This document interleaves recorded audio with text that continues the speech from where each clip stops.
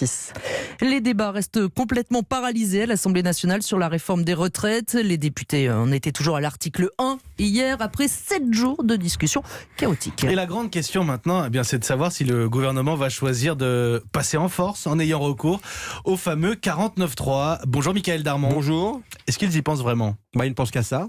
Et ça se prépare d'ailleurs depuis plusieurs jours. D'ailleurs, souvenez-vous, cette idée avait commencé à tourner dès la mi-janvier. Et à l'époque, Nicole Pénicaud s'était exclamé « Mais enfin, c'est une idée saugrenue !» Depuis, le scénario a bien dérapé. L'article 1 n'est même pas voté et le texte a 40 000 amendements au compteur. Alors, hier, Édouard Philippe s'est joint au dernier moment à un dîner de députés, ceux qui sont de permanence pour mener la bataille de tranchées. Un dîner informel, selon Matignon.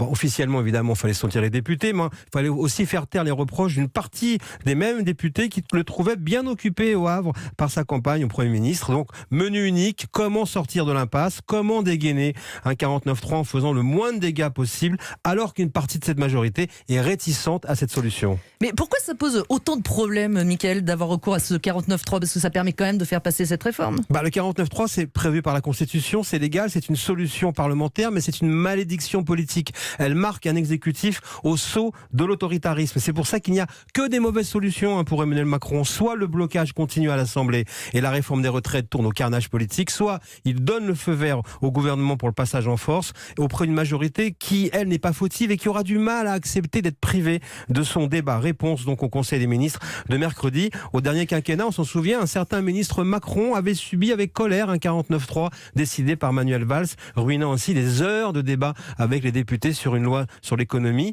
Aujourd'hui, le président Macron veut aller vite. Et il faut tourner la page des retraites. Après la crise des Gilets jaunes, l'acte 2 devait être celui de l'embellie. Aujourd'hui, il lui faut éviter l'embolie.